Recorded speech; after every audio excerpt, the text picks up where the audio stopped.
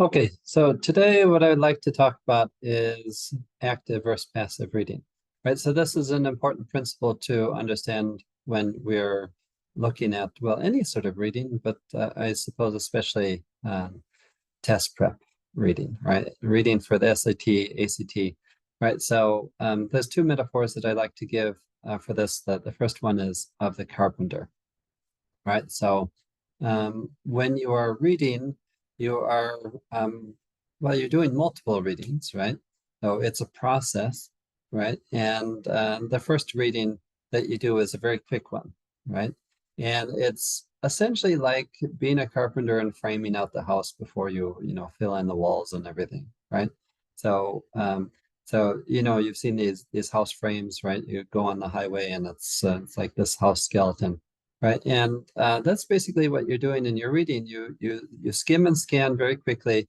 You just try to get a general overview, right? You try to map out the passage, right? And you are preparing yourself to fill in the gaps later, right? So whatever gaps those are, right? Usually you don't get everything from a first reading, or even if you do one very thorough reading, it's a difficult process, right? It takes usually many times of reading to really get something out of what you're reading, right? To get something so that you can not just regurgitate the information, but you can do something creative with it, hopefully, eventually, right? So just like with writing, right? Reading there's kind of an art to it, right? There's a certain sort of craft. There are skills that you can develop to enable you to work at higher levels, which you'll need to once you get to college and graduate school. Your skills have to keep on improving, right? So a carpenter frames out the house, right? You create your reading background, right? And then you go back and you fill in all the details, right? You have certain sort of questions that you try to answer, right? Etc. Right? So another way of thinking about reading, right? Another metaphor is the fisherman, right? And the fisherman, right? There's a good fisherman, bad fisherman, just like there is the good reader or active reader, right? And the bad reader or passive reader, right? So let's explain what that is, right? So in terms of active and passive reading, right? A passive reader is one who just they believe that somehow magically, if their eyes drift over the page, right, that they will naturally sort of take in all of the important details, right? And that's not always the case though, right? It's trickier than that, right? So you actually have to do some work, right? A lot of people, most people are passive readers, right? Most people maybe they read a little bit for entertainment, right? But they essentially will kind of go half to sleep when they're reading, right? And they won't necessarily get that much. An active reader has a certain sort of strategy, right? Has a certain procedure that is followed, right? That makes it possible to take in all this information. So good fisherman, bad fisherman. Um, so a good fisherman is one. Well, let's start with the bad one. That's the passive reader, right? Okay. So the passive reader is someone who they know out in the ocean somewhere are fish, right? They've heard that people get some fish going out into the ocean. They don't know what necessarily sort of boat they should use or when they should go out, what sort of pattern they should go, right? They don't necessarily know, most crucially, right, what sort of net to use or how to make a net of their own, right? A good fisherman, on the other hand, good reader, does know all that stuff, right? Knows how to go, right?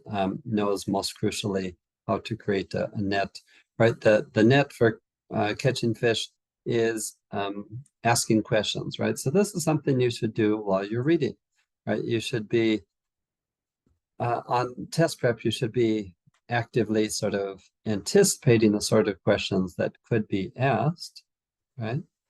You anticipate those questions, and of course, you'd be more inclined to to get those answers for those questions, right? And that's why whatever the test makers, they ask those sort of questions. It's any good reader would ask those sort of questions about, meaning, purpose, what's the main point, what's the central problem, right? Other things that it's basically whatever you're naturally curious about, right? And you are trying to elicit your natural curiosity by asking questions, right? So you can do it a little bit artificially, just to sort of, sort of increase the energy of whatever the process, right? So to jumpstart it, as it were, right? So there's all sorts of different sort of questions, right? And it's when you are reading, it should be this process of multiple readings, right? Even on a standardized test situation, right, where you can read very, very quickly, you can skim and scan, and you can get the general overview without too much effort, without too much time, right? And then you ask your sort of questions while you're doing that. You get down to the bottom, and they ask a question for you, right, or of you, right? And then you don't go immediately to the answer choice, right? So maybe you have some sort of idea in mind, right? Go to the passage, go back to the passage, right? Look for the particular place, right, where you're pretty sure that information will be, right? And if you've already kind of mapped out the passage already, right, then you should be able to do that fairly quickly, fairly efficiently, right? So you go to the particular part of the passage. You only really read thoroughly the parts of the passage that are most necessary, right? That will give you your answer, right? So you pay a lot less attention. And so this is still a sort of targeted reading, right? You're not necessarily reading everything, right? But you're reading whatever is sufficient, right, and necessary for you to get your answer, right? You come up with an answer of your own, right? And then after you do that, right, then you use that to narrow your focus down, right, to picking one of the answers, right? So 3 of the 4 answers there are to distract you, right? If you've already kind of come up with an idea on your own of what the answer should be, right? It's much easier, right? And then you can further check, right? You can check your answer by, or double check your answer by looking for some sort of paraphrase, right, or rephrasing of a particular part of the passage, right? So this is important because you have to realize that essentially, well, okay, let's just start with reading is essentially a preparation for writing, right? So you read something, you sort of reflect on what you're reading, you come up with your own thoughts, and you want to express those to other people, right? And while you're reading, you are kind of reading strategically in order to find certain parts that you maybe want to quote, that you maybe want to respond directly to, right? And when you are writing, there are 2 different types of support for your claims that you're making, or your argument that you're making, right? The first type, right, is logical support, right? So you're logically trying to put together different parts of your argument, right? You're trying to show A leads to B, leads to C, leads to D, right? So, and if you can if you can take your reader on that sort of logical train of thought, then they're more likely to believe what you're saying, right? To agree with what you're saying, right? So that's the first type of support. The second type is textual support, right? So you have to quote, paraphrase, whatever, different parts of the passage in order to support your argument. Now, for the SAT, ACT, they're only really interested in textual support because that's the only thing they can really test. And actually logical support, you're inclined to do some logical support. You're trying to, in your mind, extrapolate and being a little bit creative. And that's maybe normally what you would do, or part of the process when you're writing an essay for English literature class, but not on the SAT, not on the ACT, right? You have to stick pretty closely to those paraphrases, right?